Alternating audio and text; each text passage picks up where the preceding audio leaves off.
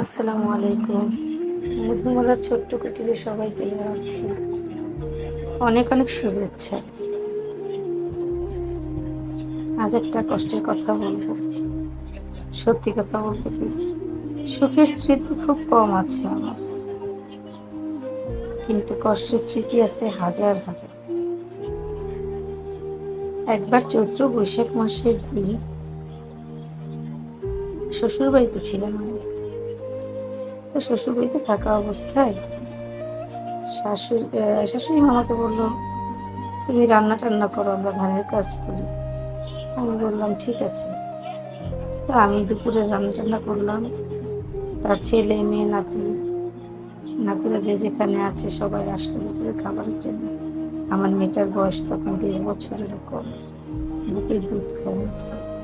তো যখন আমি ওখানে খাবার খেতে যাব, শুধুমাত্র মাদুরির উপর আমি একখান পাও রেখেছি, আমার শাশুড়ি উঠে বলল, তোমার জন্য চাল নেওয়া হয় নাই, তুমি বাবার বাড়িতে গিয়ে খাও। আমি পাওটা আর মাদুরির উপর রাখার সাহস করতে পারলাম না।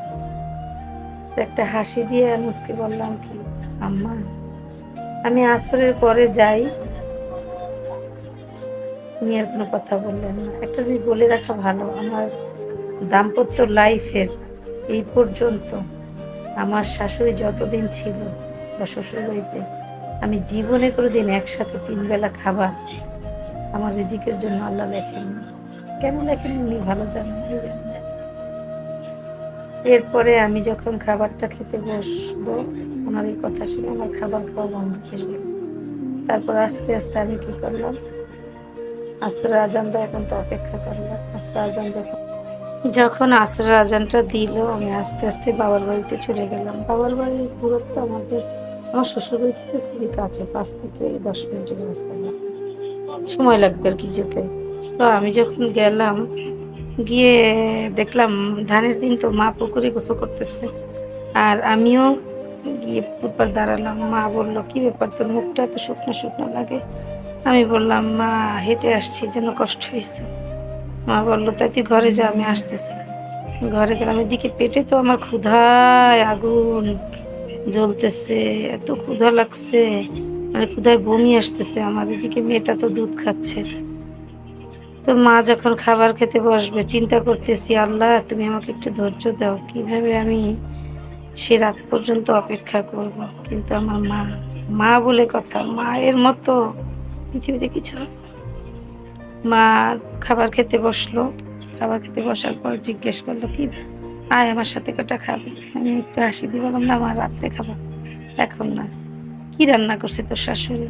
তো আমি বললাম, মনে মনে জপতেছি, আল্লাহ আমাকে যেন জিজ্ঞেস না করে আমি কি দিয়ে ভাত খাইছি, তাহলে আমার মার সাথে মিথ্যা কথা বলতে হবে।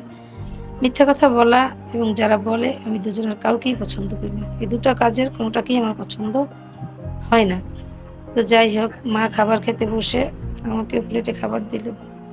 প্লেটে খাবার দেওয়ার পর আমি যখন খেতে বসলাম, প্লেটটা সামনে আনার সাথে সাথে আমার হাউমাউ করে কান্না আসছে। মাকে, কি ব্যাপার, তো কি হয়েছে? আমি মার কাছে গোপন করতে পেরেছি, মা সবার জন্য রান্না করছি, আমি খাবার খেতে বসবো, আমার শাশুড়ি বললো তোমার জন্য চাল নেওয়া হয় না। আমার মা খাবার খাওয়া রেখে প্লেটে হাতটা উঠিয়ে সে চুপ হয়ে গেল। বললো, কি বললি? আমি মানুষকে পেটের ক্ষুধা খুঁজে খাবার দেই, সে আমার মেয়ে এত কষ্ট করছে, আমার মেয়ের সাথে এত বড় অন্যায়। মায়ের বিষয়টা ভালো লাগে না।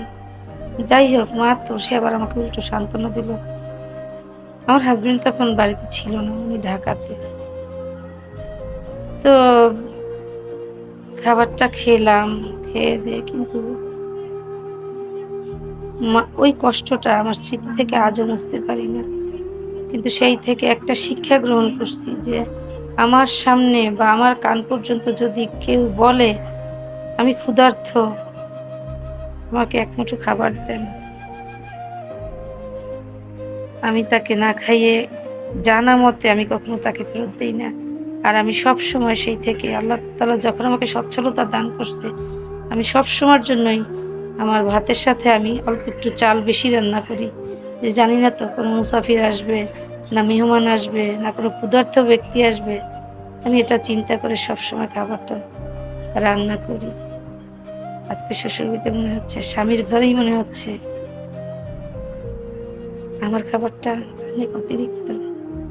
তো ভাবি, সৃষ্টিকর্তা তোমার দরবারে রিজিকের তো অভাব নাই, আমার খাবারটার তো অভাব কেন তোমার দরবারে? আমি যা কাজ করি এতে কি আমার জন্য খাবার হয় না এক মুঠো? তুমি তো সব দেখছো। যে বিবেক দ্বারা তুমি মানুষকে সৃষ্টি করছো, সেই মানুষ মানুষের সাথে এরকম ব্যবহার কিভাবে করে আমি জানি না। যাই হোক, ভালো থাক।